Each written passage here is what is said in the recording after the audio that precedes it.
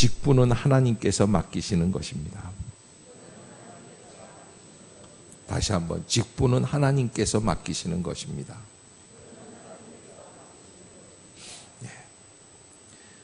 부산의 감전초등학교의 6학년 이경애라는 어린이가 예전에 이렇게 이런 시를 썼다는 거예요. 제목이 매주예요. 매주. 시골집 선반 위에 매주가 달렸다.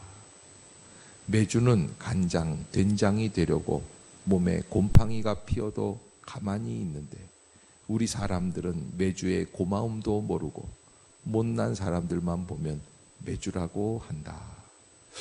6학년 초등학교 아이가 매주를 보면서 생각했던 게, 그게 몸에 곰팡이가 피어도 사람들에게 간장, 된장 주려고 그렇게 헌신하는데 매주의 고마움도 모르고 그렇게 사람들은 못난 사람들 보면 매주라고 한다. 이 시를 보면은 참 사람들의 생각이 가지각색이다. 우리도 매주 보면 저는 맛있겠다 생각이 드는데, 얘는 어떻게 생각을 하냐면, 야, 이 매주 같은 놈아 라고 하는 욕이 생각이 난 거예요. 사람들 함부로 매주라고 하면, 매주는 결코 못난 존재가 아니라 고마운 존재다. 생각이 다르죠. 우리가 어떻게 생각하고 있는가 잘 요약한 시라고 생각을 합니다. 축약적이고 집약적이기 때문에 짧은 구절에도 잘 드러나게 되는데, 저는 시가 우리의 생각을 잘 드러내는 것처럼 믿음 또한 우리의 생각이 잘 드러나는 부분이다라고 말씀드리려고 합니다. 그래서 우리가 어떻게 생각하는가 하는 것이 우리의 믿음 안에 고스란히 나오게 됩니다. 아이가 물을 떠옵니다. 물을 떠오는데 찰랑찰랑하게 갖고 옵니다. 애들은 그런 걸 좋아하더라고요. 좀 아슬아슬한 거. 그러니까 엄마가 뭐라 그러냐, 옆에 있다. 너 그렇게 하다가는 다 쏟는다. 자, 이 엄마는 뭘 믿고 있는 거예요? 예, 앞으로 그렇게 가다가는 분명히 쏟을 것을 믿습니다 하는 거예요. 여러분, 우리가 어떤 믿음을 가지고 살아가고 있습니까? 믿음은 사람을 다르게 바라보게 되어 있습니다. 다른 사람들과 차별이 있고 구별이 되게끔 되어 있다라고 하는 것입니다. 오늘 저는 디모데전서 1장 12절로 14절 아주 유명한 말씀이고, 이 말씀은 초대 기독교를 이루어 갈 수 있는 큰 일익을 담당했던 사도 바울이 자기의 후계자, 제자 디모데에게 남겨준 유언과 같은 말씀입니다. 제가 다시 한번 읽어드릴게요. 나를 능하게 하신 그리스도 예수 우리 주께 내가 감사함은 나를 충성되이 여겨 내게 직분을 맡기심이니, 내가 전에는 비방자요 박해자요 폭행자였으나 도리어 긍휼을 입은 것은 내가 믿지 아니할 때에 알지 못하고 행하였음이라. 우리 주의 은혜가 그리스도 예수 안에 있는 믿음과 사랑과 함께 넘치도록 풍성하였도다. 아멘. 이 바울이 자기를 선택해 주신 주님께 드리는 고백입니다. 이 고백 안에 바울의 사역론이 다 들어가 있습니다. 그의 신앙 고백이 담겨 있습니다.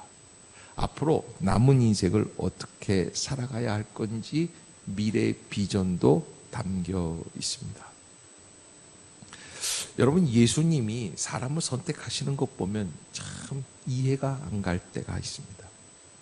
우리 같으면 그 중에 엘리트들, 또 좀 순적하게 온순하게 자라난 사람들, 이런 사람들을 원할 것 같은데 예수님은 그렇지 않으십니다. 여러분, 예수님이 제자 삼는 그 모습들이 복음서에 쭉 기록이 되어 있는데, 사실 그 당시에 제자를 삼는 것은 랍비들도 똑같이 제자를 삼았습니다. 근데 이 랍비들의 제자 삼는 방식은 좀 달라요. 어떻게 다르느냐? 랍비들은 자기의 유명세를 듣고 찾아온 사람들 중에서 제자를 삼았습니다. 찾아와야지 돼요. 자기가 알아서 찾아오는 거예요.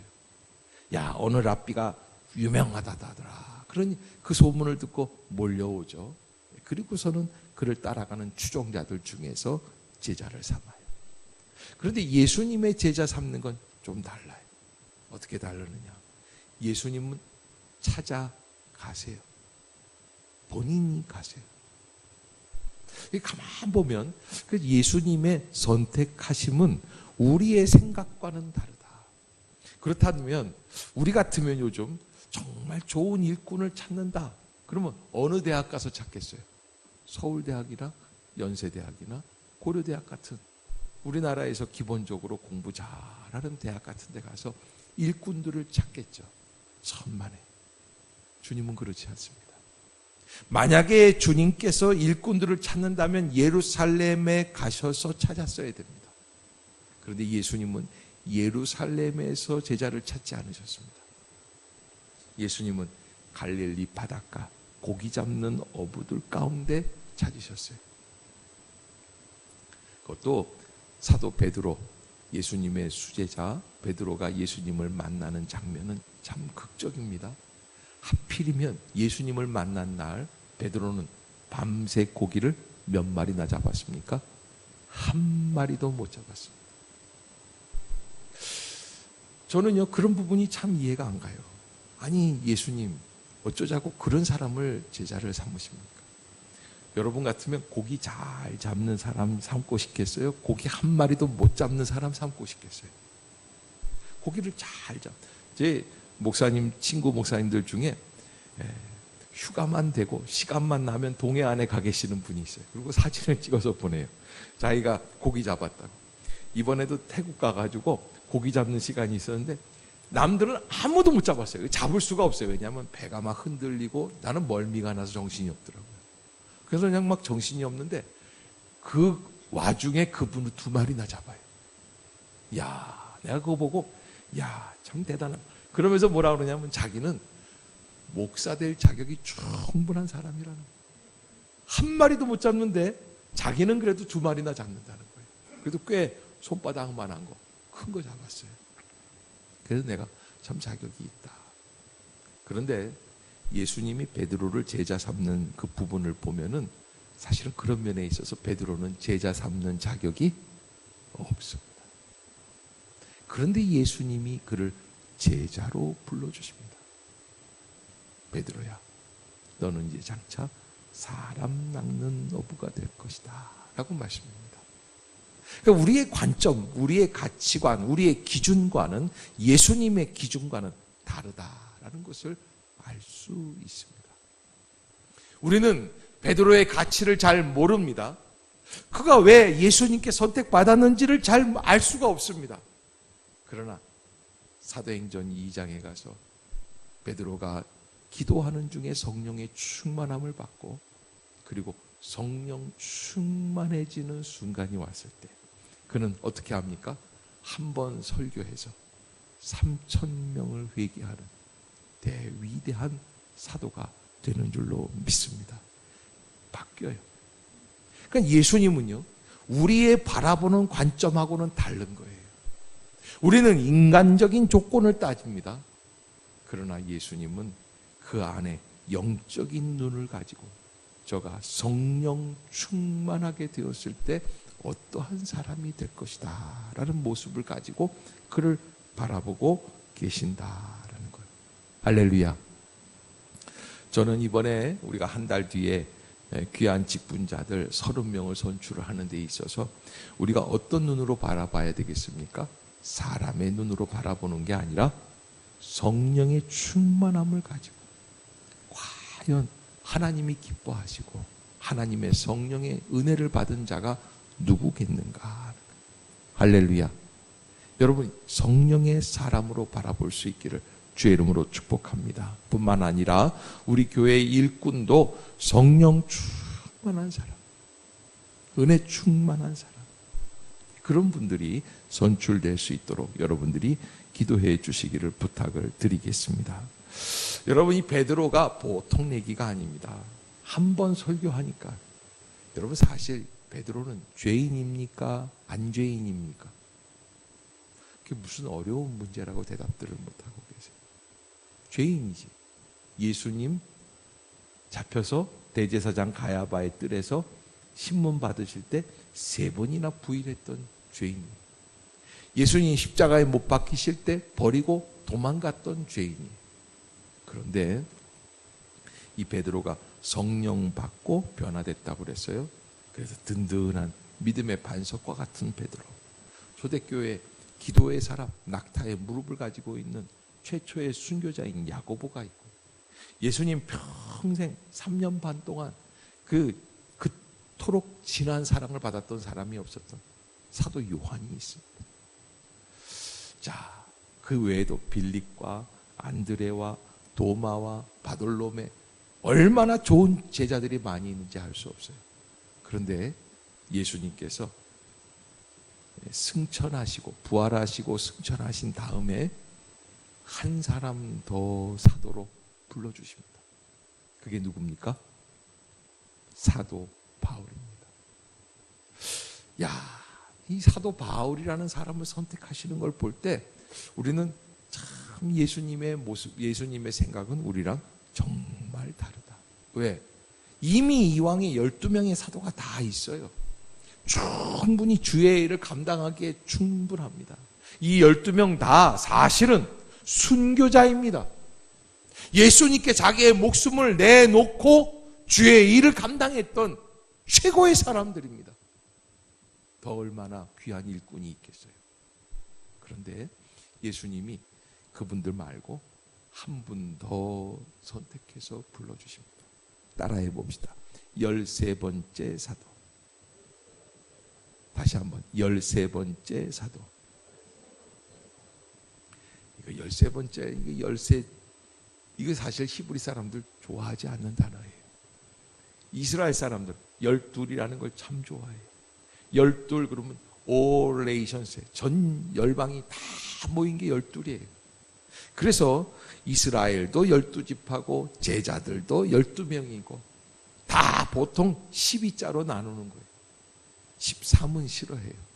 근데 하나님, 예수님은 바울을 13번째 불러주세요. 그는 13번이라는 등번호를 달고 그리고 예수님의 사역의 길에 나오게 됩니다. 자, 어떻게 해서 그런 사람을 예수님께서 제자로 사용하여 주시고 불러주셨는가 하는 것을 우리가 한번 생각해 봐야 합니다. 예수님은요, 선택하시는 일에 있어서 우리의 생각과 다르다. 마태복음 22장 14절에 보면 청함을 받은 자는 많지만 택함을 입은 자는 적다 라고 말씀을 하세요. 따라해 봅시다. 청함을 받은 자는 많지만 택함을 입은 자는 적다.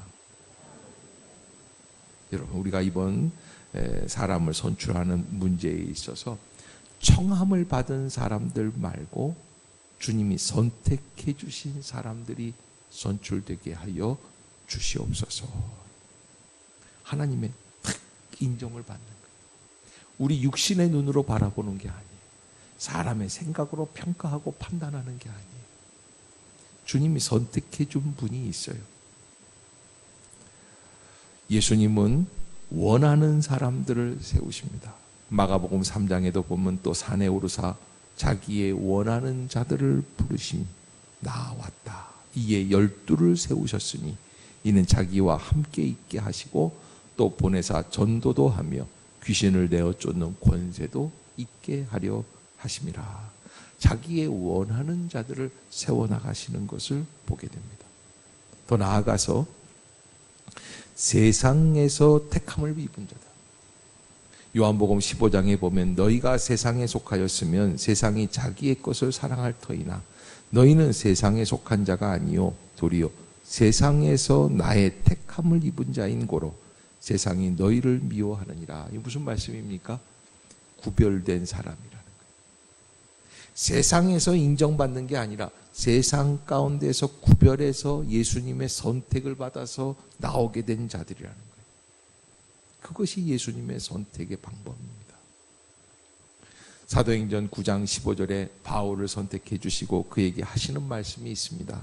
가라! 이 사람은 내 이름을 이방인과 임금들과 이스라엘 자손들 앞에 전하기 위하여 택한 나의 그릇이다.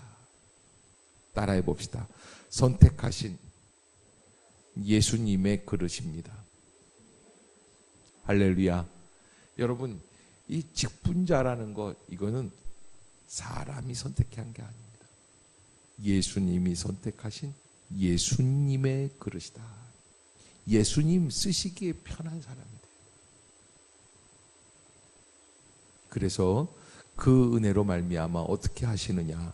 로마서 8장 29절에 보면 하나님이 미리 아신 자들로 또한 그 아들의 형상을 본받게 하기 위하여 미리 정하셨으니 이는 그로 많은 형제 중에서 맏아들이 되게 하려 하심이니라. 또 미리 정하신 그들을 또한 부르시고 부르신 그들을 또한 의롭다 하시고 의롭다 하신 그들을 또한 영화롭게 하셨느니라. 여러분, 하나님께서는 미리 다 정해 놓으신 사람들이 있다는 거예요. 우리가 고민하는 거죠. 더 나아가서 이런 분들이 있어요. 목사님, 저는 많이 부족해서 이거 못 감당합니다. 그래서 꼭 이렇게 공고해 놓으면 전화가 와요. 목사님, 제 이름 빼주세요. 근데 여러분, 그거 오해입니다. 왜냐하면 이게 선택해서 일을 감당하는 거는 인간의 능력으로 감당하는 게 아닙니다.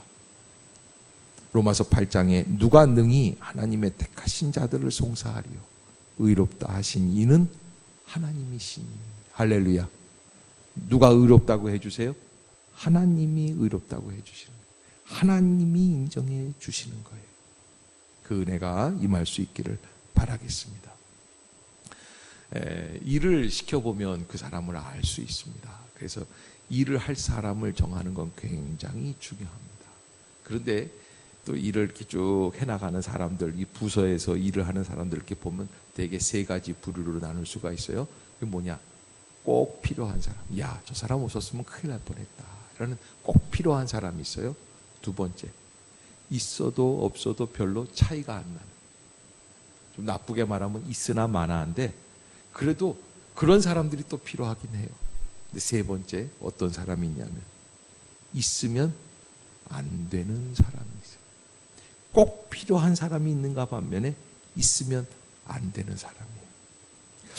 자, 바울의 존재를 볼 때 그가 초대교회 변화되기 전의 모습을 본다면 그는 1번부터 2번, 3번 중에 어떤 사람입니까?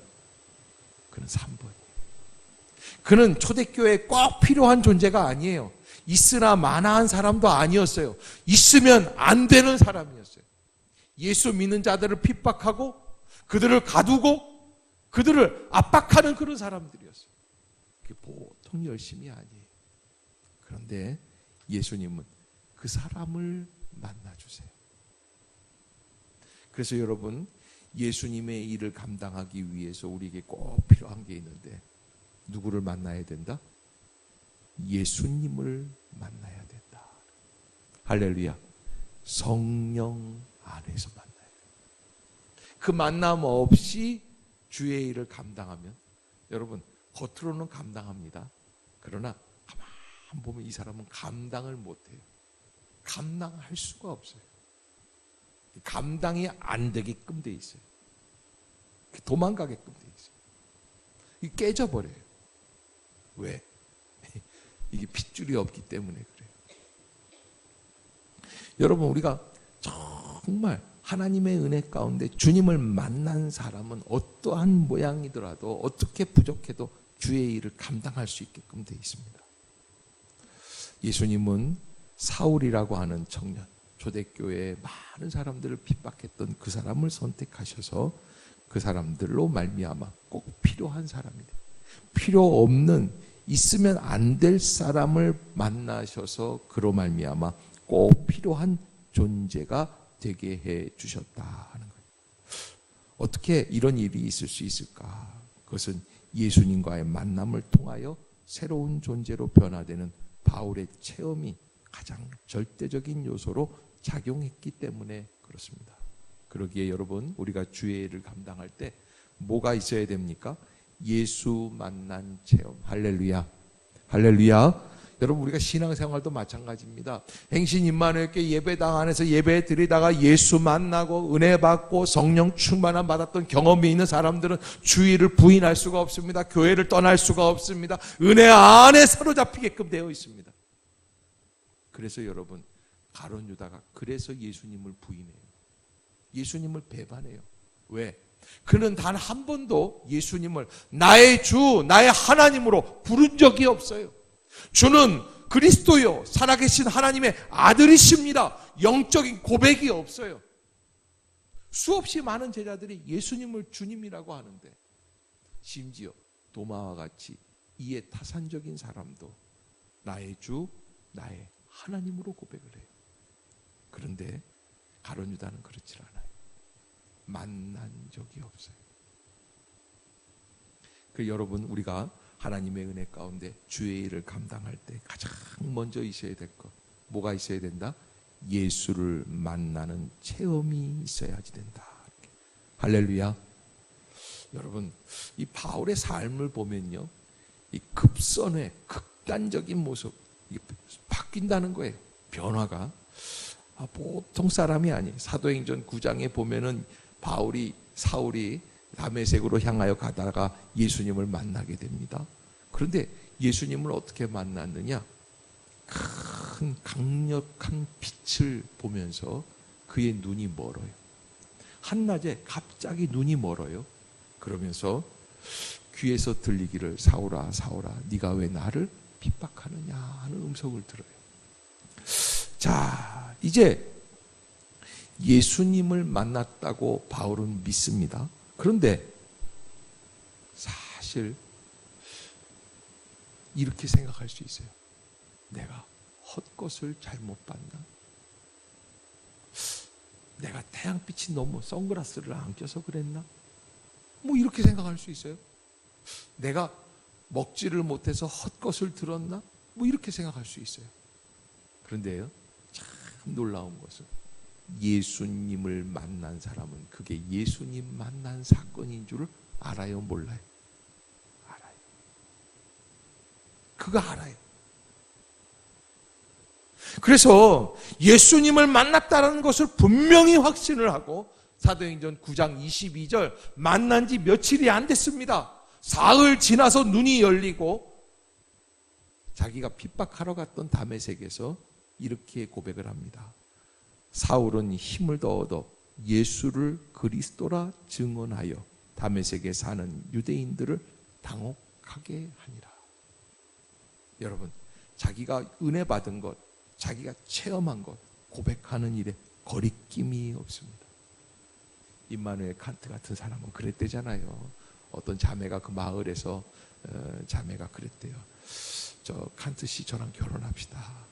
아니, 참다 못해서 좋아하는 것 같은데 말을 안 하니까 여자가 먼저 얘기를 한 거예요. 그랬더니 칸트가 그랬대요.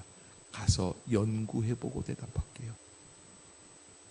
그리고 연구 결과 저 여자와 결혼해야겠다는 생각이 들어서 왔어요. 그 여자의 집에 노크했어요. 그리고 문을 열고 얘기를 했어요. 뭐라 그러냐면, 아무개 씨, 당신 딸과 제가 결혼하겠습니다. 그랬더니 우리 딸 자네 대답 기다리다가 몇 년 전에 벌써 결혼해가지고 애까지 둘이나 있어. 여러분, 곤란해요. 믿음이라는 거는 체험이에요. 체험을 하면 자기가 알아요. 알면 어떻게 돼요? 그대로 살아가는 거예요. 바울은 어떤 사람입니까? 믿었다고 민기적거리는 사람이 아닙니다. 불확신 속에서 방황하는 사람이 아닙니다. 그는 믿은 대로 실천하고 고백하고 선포하는 사람. 할렐루야. 그래서 사울이 바울이 될 수 있었던 겁니다. 오늘 바울이 디모데전서에서 고백하는 내용을 보면은 이렇게 이야기를 합니다. 12절 같이 한번 읽어봅시다. 시작. 나를 능하게 하신 그리스도 예수 우리 주께 내가 감사함은 나를 충성되이 여겨 내게 직분을 맡기심이니. 아멘. 여기 이 세 가지 단어가 있어요. 나를 능하게 하신 그리스도 예수 우리 주께 있게. 여러분 고개 좀 들어보세요. 누가 한 거란 말입니까? 바울이 지금까지 한 20년의 사역을 되돌아보면서 디모데에게 이야기하고 있습니다. 지금까지의 사역을 누가 한 것이라는 거예요? 하나님이 예수 그리스도께서 나를 능력 있게 하여 주셔서 그분이 하신 거라는 거예요. 자기가 한 게 아니에요. 또 두 번째, 그래서 나는 그 분께 어떻게 하겠다? 감사하겠다. 감사하다. 왜? 바울은 자기를 알아요. 12절 후반부에 보면 나를 충성되이 여겨주셨다. 사람들마다 당신은 주 예수를 위하여 충성하십니까? 그러면 제가 이렇게 사역을 했습니다. 몇 년 동안 이렇게 섬겼습니다. 헌신했습니다. 충성이라고 하는 사람들 나만큼은 하는 사람이 없습니다. 저도요. 부목사 때요. 부목사 어떻게 했습니까? 전 절대 충성했습니다. 뭐라고 자기 자랑하기 바빠요. 그런데요, 여러분, 사실 바울은 이렇게 고백을 해요. 나를 충성되이 여겨주셨다. 여러분, 이게 무슨 얘기예요? 자기가 충성스러운 거예요? 아니에요. 충성스럽지 못한 자를 충성되다고 여겨주신 거예요. 거기에 은혜가 있어요. 믿음이 없는 자를 믿음이 있다고 여겨주시고 은혜가 없는 자에게 은혜가 있다고 여겨주시는 분이 예수님이에요. 바울은 그 은혜가 있어요. 주님이 나를 그렇게 여겨주셨지 하는 고백이 있어요. 이건 무조건적인 겸손이 아니에요. 주님이 자기가 어떠한 사람이기에 나를 선택해 주셨나라는 걸 분명히 알고 고백하는 바울의 고백인 줄로 믿습니다. 3일 동안 굶은 호랑이가 있었다고 합니다. 먹이를 찾다가 드디어 어설프게 쭈그리고 있는 토끼를 보고 한 방에 낚아챘습니다. 그런데 갑자기 토끼가 이렇게 얘기를 합니다. 이건 이 새끼야. 호랑이는 한 번도 그런 토끼를 본 적이 없어요. 어안이 벙벙해서 얼떨결에 놔줬어요. 상상도 못할 황당한 말에 호랑이가 충격을 받았습니다. 그리고 충격에서 깨어나지 못한 채 다음날 또다시 그 토끼를 또 발견하고 한 발로 낚아챘습니다. 그러니까 이 토끼가 그러는 나야 이 새끼야. 그래서 얼른 또 충격에 그냥 그 토끼를 놔주게 되었어요. 그리고 다짐을 했습니다. 다시는 그런 실수를 하지 않겠다. 다음날 또 토끼를 잡았는데 이번엔 그 토끼가 아니라 다른 토끼입니다. 얼른 한 끼 좀 먹어야 되겠다 싶어서 입에 털어넣으려고 그러는데 그 토끼가 딱 한마디 했다고 해요. 뭐라 그러냐면 소문 다 났어 새끼야. 여러분, 우리의 인생에 우리가 어떤 사람, 어떤 존재로 주님 앞에 소문나기를 원하십니까? 라고 말씀을 드리고 싶습니다.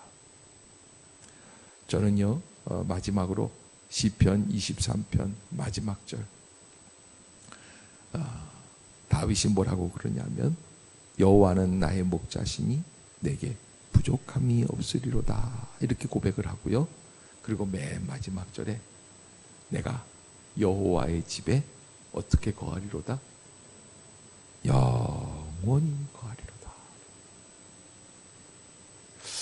저는요, 다윗을 보면 이 사람은 누구에게 미친 사람이다? 하나님께 미친 사람이다. 하나님께 미친 사람. 여러분, 미국의 유명한 존 F 케네디 대통령, 지난주에도 말씀을 드렸지만 그 가문이 그렇게 망하지 않았습니까? 그런데 그 사람 종교가 뭐냐면 캐톨릭이에요. 미국의 역대 대통령 가운데 캐톨릭이 2사람이 있었다고 하는데 그도 아주 열정적인 그런 믿음의 사람입니다. 그런데 그 캐톨릭 신앙을 갖고 있는 그가 대통령 들어오자마자 제일 먼저 하는 게 있었어요. 뭐냐면 그 당시에 사도신경 신앙 고백을 미국에 있는 모든 학교마다 다 걸어놓고 애들이 수업 시간에 읽고 고백했단 말이에요. 왜? 이 기독교 국가니까요. 그런데 기독교 국가라고 해서 국가의 이데올로기를 학생들에게 강요할 수 없다. 맞기는 맞아요. 그래서 존 F 케네디가 그걸 제일 먼저 띄워버렸어요. 맞기는 맞아요. 그게 인간의 이성적으로 합당한 얘기예요. 그런데 여러분, 그 이성적으로 합당하다고 그 일을 했어요. 그리고 존 F 케네디는 그걸로 끝났어요.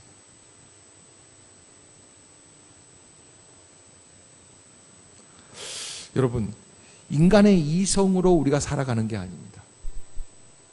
우리가 오늘 이 아침에 말씀을 듣고 말씀 가운데서 다시 믿음으로 돌이키려고 하는 것은 믿음은 이성으로 판단될 수 있는 것이 아니기 때문에 그렇습니다. 그러기에 여러분, 이성에 입각한 사람으로만 살지 마시고 이성을 뛰어넘어 역사해 주시는 하나님의 믿음 안에 들어가 있을 수 있는 복된 신앙인들이 다 되시기를 주의 이름으로 축복합니다. 기도하겠습니다. 사랑의 하나님 아버지, 은혜를